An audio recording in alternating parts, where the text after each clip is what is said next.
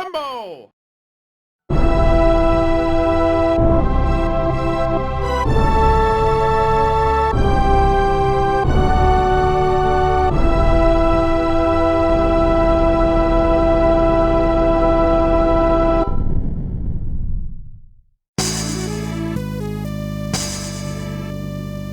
Hey, John here. I'm the animator behind 16-Bit Scenes.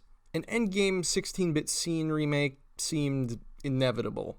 Shortly after the Aquaman 16-Bit Scene dropped, James, Kenny, and I had a couple of discussions about what to tackle next, and I made sure that my schedule was clear for Endgame, knowing absolutely nothing about the plot of the movie.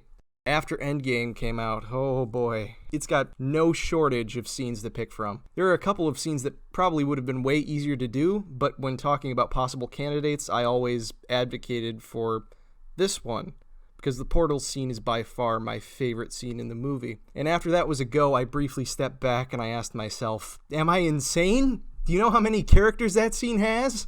But the whole undertaking was actually surprisingly smooth.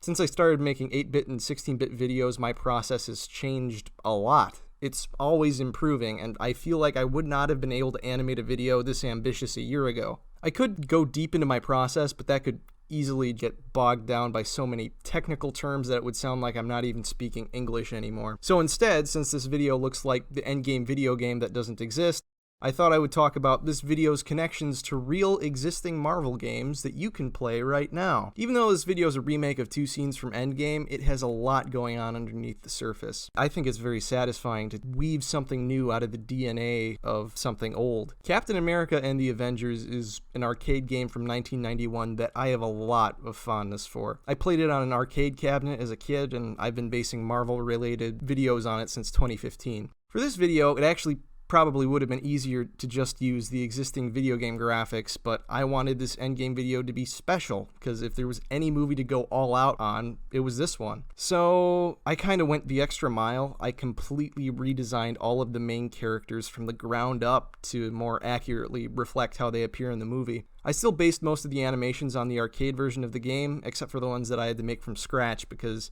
this move is definitely not in the arcade game. For the new character designs, I used color palettes taken from various Super Nintendo games, like the Super Nintendo port of Captain America and the Avengers, and for Thanos from Marvel Superheroes War of the Gems. I tried to keep it pretty consistently Super Nintendo for this one.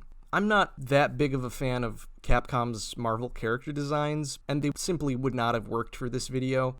They're a little bit too large, except Thanos. His size in War of the Gems actually completely works. It lines up pretty well with the characters from Captain America and the Avengers. He actually might be a little larger than he is in the movie, but there is no such thing as too big for a video game boss. Even though I'm not really a fan of how the characters look, the level artwork for War of the Gems is actually pretty incredible. So I tried to include some of the original levels from War of the Gems in the portals at the end, incorporating elements like Alaska's snow, or the Amazon's river, or the fish in the Boston Aquarium. Yeah, I don't know why that's a location in the game either. The dialogue box is based on Adam Warlock's dialogue box from War of the Gems. When it's a speech bubble, that's based on the character indicator from the X-Men arcade game. A lot of characters have appearances that carry over from other times they've appeared in projects I've worked on. Spider-Man's appearance in this video carries over from the 16-bit scenes for Infinity War. His animations in those are based on the original Spider-Man movie tie-in for the Game Boy Advance. More often than not on this video, I just ended up redoing characters from scratch because I wasn't happy with how they looked. Black Panther, Okoye, Doctor Strange, and Mantis all got facelifts. After making these for 4 years, if there's one thing I've learned, it's that no matter what sound you use, somebody is going to recognize it. So this time around, I tried to take extra care to make sure that the sounds I used were from games that were more relevant.